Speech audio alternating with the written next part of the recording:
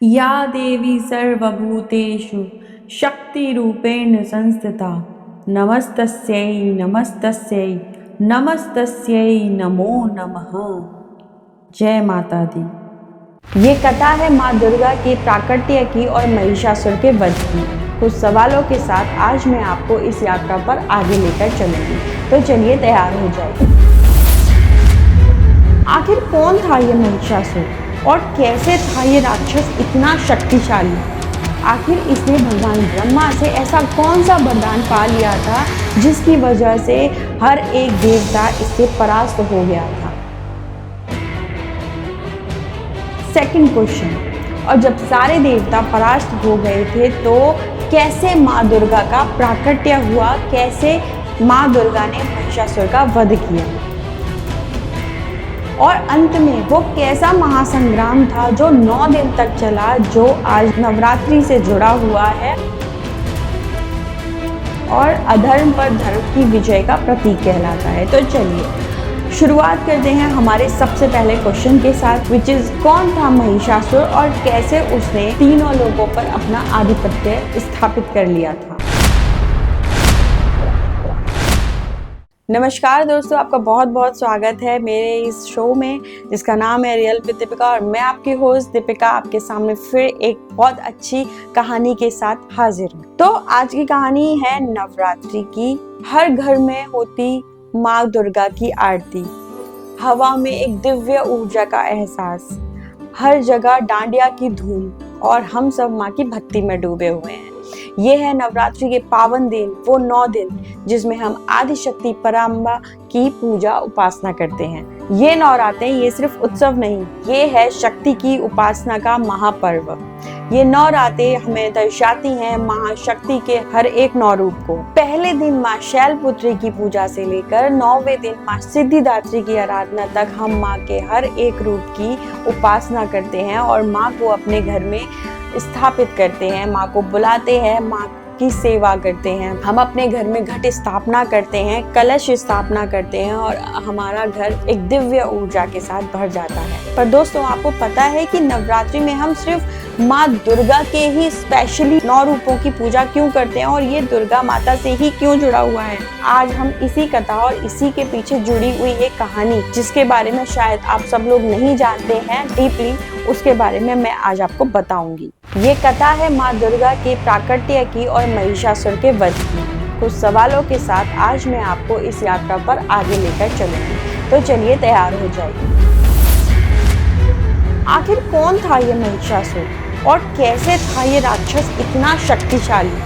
आखिर इसने भगवान ब्रह्मा से ऐसा कौन सा वरदान पा लिया था जिसकी वजह से हर एक देवता इससे परास्त हो गया था? सेकंड क्वेश्चन, और जब सारे देवता परास्त हो गए थे तो कैसे माँ दुर्गा का प्राकट्य हुआ, कैसे माँ दुर्गा ने महिषासुर का वध किया, और अंत में वो कैसा महासंग्राम था जो 9 दिन तक चला, जो आज नवरात्रि से जुड़ा हुआ है और अधर्म पर धर्म की विजय का प्रतीक कहलाता है। तो चलिए शुरुआत करते हैं हमारे सबसे पहले क्वेश्चन के साथ, विच इज कौन था महिषासुर और कैसे उसने तीनों लोगों पर अपना आधिपत्य स्थापित कर लिया था? इसका जवाब हमें प्राचीन काल के उस समय से मिलता है जब देवताओं और असुरों का वर्षों हजारों वर्षों तक एक भयंकर युद्ध चला, और इस युद्ध में देवताओं के राजा थे देवराज इंद्र और असुरों का राजा था महिषासुर।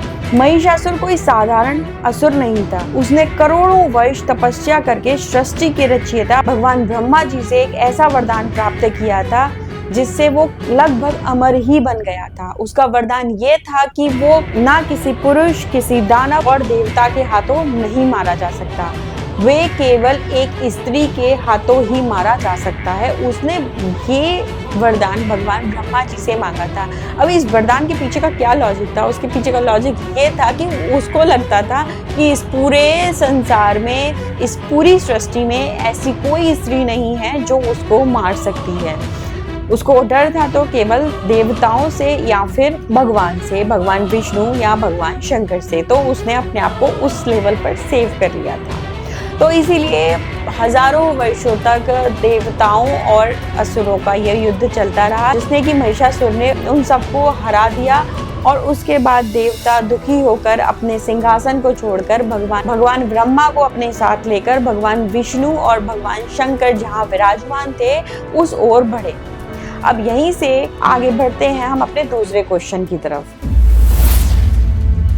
जब सारे देवता युद्ध में महिषासुर से हार गए थे तो माँ दुर्गा का प्राकट्य आखिर कैसा हुआ, कैसे माँ आदि शक्ति महिषासुर का वध करने के लिए इस धरती पर आई। जब सारे देवता भगवान ब्रह्मा को लेकर भगवान शिव और भगवान विष्णु के पास पहुंचे और उन्हें सारा वृतांत सुनाया तो भगवान शिव और भगवान विष्णु को इतनी तेज क्रोध आया कि उनकी भौहें टेढ़ी हो गई और उनके शरीर से और उनके मुख से एक बहुत ही प्रकाशवान तेज उत्पन्न हुआ। सेम तेज बाकी के सारे देवताओं के शरीर से भी निकला और ये तेज एक जगह पे जाकर ऐसे एक स्त्री के रूप में बन गया।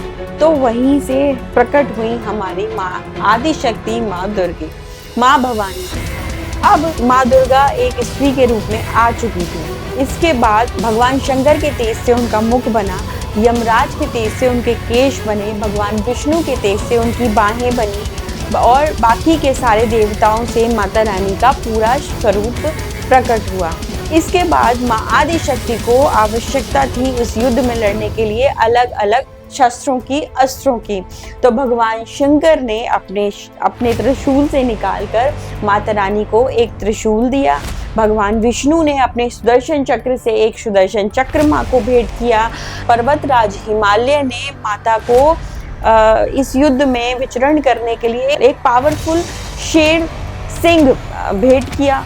इसी तरह से बाकी सारे यम, वरुण, अग्नि, वायु और बाकी सारे देवताओं ने भी अपने अस्त्रों और शस्त्रों से माँ को अस्त्र शस्त्र भेंट किए। इस तरह से माँ दुर्गा का प्राकट्य रूप इस धरती पर महिषासुर के वध के लिए पूरी तरह से अब प्रकट हो चुका था। माँ शस्त्रों से, अस्त्रों से सुसज्जित थी। जब माँ को यह पता चला कि महिषासुर ने पूरी पृथ्वी पर पूरे देवताओं को बहुत परेशान किया हुआ है और सबके सिंहासन पर अपना आधिपत्य धारण कर लिया है, तो माँ को बहुत क्रोध आया। माँ ने बहुत ही तेज आवाज में एक भयंकर गर्जना की जिससे कि सारी पृथ्वी हिल गई, समुद्रों का पानी उथल पुथल हो गया और सारे राक्षस भी सच में डर गए थे उस टाइम। इसके बाद मैं आगे बढ़ती हूँ अपने तीसरे क्वेश्चन की तरफ। अब हम आते हैं अपने तीसरे क्वेश्चन की तरफ। वो महासंग्राम कैसा था जो 9 दिन तक चला और कैसे ये 9 दिन माँ दुर्गा के नवरात्रि के रूप में मनाए जाते हैं और कैसे माँ दुर्गा ने आगे चलकर इस महापापी महिषासुर का वध किया। माँ की उस भयंकर गर्जना को जब महिषासुर ने सुना तो वह अपनी पूरी सेना लेकर उस ओर दौड़ पड़ा। अहंकारी महिषासुर ने अपनी सेना को उन पर आक्रमण करने का आदेश दिया और फिर क्या था, एक भयंकर युद्ध की घोषणा हुई। माँ दुर्गा के साथ महिषासुर की सेना ने पूरे 9 दिनों तक भयंकर युद्ध किया। यह युद्ध इतना भयंकर था कि पूरी पृथ्वी हिल चुकी थी। आदि शक्ति माँ पराम्बा ने इस युद्ध में महिषासुर की पूरी सेना को नष्ट कर दिया। एक एक करके अपनी सेना को नष्ट होता देखकर महिषासुर को क्रोध आता जा रहा था और आखिर में 9वें दिन उसने फैसला किया कि वो खुद इस युद्ध में आगे जाएगा और उसको ऐसा लगता था कि वो माँ को पराजित करके माँ को धारण करेगा, मतलब माँ से शादी करेगा। इनकी डील यही हुई थी। माँ ने कहा था कि अगर मैं तुझसे हार जाऊंगी तो मैं तेरी सेविका बनने के लिए रेडी हूँ। तो इनकी डील ये हुई थी। तो उसे ये लग रहा था कि वो ऐसा कर सकता है। तब जब 9वें दिन महिषासुर युद्ध में आया तो माँ को और तेज क्रोध आ गया। महिषासुर ने एक तरफ से बाणों की वर्षा की और माँ ने एक एक करके उसके सारे अस्त्र शस्त्रों को अपने अस्त्र शस्त्रों से काट डाला। उसके बाद आपको पता है महिषासुर मायावी था। वो रंभ का पुत्र था और महिष का बेटा था, मतलब एक भैंस से। उसके पिता रंभ एक बहुत भयंकर असुर था। वो जो उनका पिता था वो भी एक भयंकर असुर था और उनकी जो माता थी वो एक भैंस थी। तो उन दोनों का जब संबंध हुआ था तब इस महिषासुर का प्राकट्य हुआ था, जन्म हुआ था। तो ये इसलिए बहुत भयंकर असुर था। तो इसको वरदान था कि ये अलग अलग वेश धारण कर सकता है। तो वह युद्ध में बार बार कभी आदमी का रूप धारण कर रहा था, कभी भैंसे का रूप धारण कर रहा था, कभी शेर का रूप धारण कर रहा था और कभी हाथी का रूप धारण कर रहा था। पर माँ दुर्गा ने इसके सारे रूपों को एक एक करके काट दिया। अंत में वह पुरुष के रूप में माँ शक्ति के सामने जाता है और माँ बहुत भयंकर गर्जना करते हुए कहती हैं, हे दुष्ट, मैं जब तक मधुपान कर रही हूँ तू जब तक गर्ज ले। उसके बाद सारे देवता गर्जना करेंगे अपने इस युद्ध पे विजय की। और ये कहकर माँ दुर्गा उस महिषासुर पर उछलकर उसके सीने पर अपना पैर रख के अपने त्रिशूल से उसका सिर काट डाला। गर्दन पर त्रिशूल लगने के बाद अब वह मुख से अपने असली रूप में बाहर निकलने लगा, यानी कि एक भैंसे के रूप में बाहर निकलने लगा। फिर क्या था, माँ ने उतना देखकर उसके भैंसे के रूप पर भी एक भयंकर त्रिशूल से प्रहार किया और उसकी गर्दन को काटकर फेंक दिया। और यहीं पर अंत हुआ इस महायुद्ध का और यहीं पर हुआ महिषासुर का वध। इस महिषासुर के वध के बाद माता कहलाई महिषासुर मर्दिनी, जिनका स्रोत हम आज डेली पढ़ते हैं नवरात्रि में। तो ये जो युद्ध था वो 9 दिनों तक चला। इसी युद्ध के कारण आज हम नवरात्रि मनाते हैं और माँ के अलग अलग स्वरूपों की पूजा करते हैं। ये युद्ध बिल्कुल 9 दिनों तक चला, तो 9 दिनों की माँ हम पूजा करते हैं। इसके बाद 10वीं के दिन देवताओं ने माता की पूजा की और बहुत ही एक अच्छा उत्सव मनाया जो धर्म की विजय का प्रतीक था, धर्म की विजय का उत्सव था, जिसे आज हम विजयदशमी के रूप से मनाते हैं। तो दोस्तों, ये थी महिषासुर मर्दिनी की कथा, माँ अम्बा, माँ आदिशक्ति, माँ पराम्बा की कथा। यही था नवरात्रि का सार। तो आज हम सबके भीतर भी एक महिषासुर भरा हुआ, महिषासुर क्रोध का, लोभ का, अपने बड़ों की आदर ना करने का और ईर्ष्या का। हमें यह चाहिए कि हम सबको अपने अंदर के महिषासुर का विनाश करना होगा और माँ दुर्गा के इस पर्व पर, इन नवरात्रि पर हमें एक अच्छा इंसान बनना होगा। तो दोस्तों, कैसा लगा आपको मेरा ये एपिसोड? मैं मिलती हूँ अब आपसे एक अगली कहानी के साथ। ये कहानी नहीं है, ये है माँ दुर्गा का सार, ये माँ दुर्गा की कहानी है, माँ दुर्गा के प्राकट्य की। तो मैं आशा करती हूँ आप सबको ये एपिसोड बहुत पसंद आया होगा। मुझे कमेंट बॉक्स में ज़रूर बताएं कि आपको इस स्टोरी का कौन सा पार्ट सबसे अच्छा लगा और आप नेक्स्ट स्टोरी में क्या रक्त बीज और चंडमुंड की कहानी भी सुनना चाहेंगे, जिन्हें माँ काली ने मार दिया था, किस तरह से रक्त बीज का वध हुआ था। ये कहानी भी मैं आपको नेक्स्ट एपिसोड में सुना सकती हूँ, अगर आपने मुझे कमेंट बॉक्स में बताया कि आप ये चाहते हैं। तो चलिए, मैं मिलती हूँ आपसे अगले एपिसोड में। तब तक के लिए खुश रहिए, अच्छे से अपनी इस नवरात्रि का पर्व मनाइए। जय माता दी।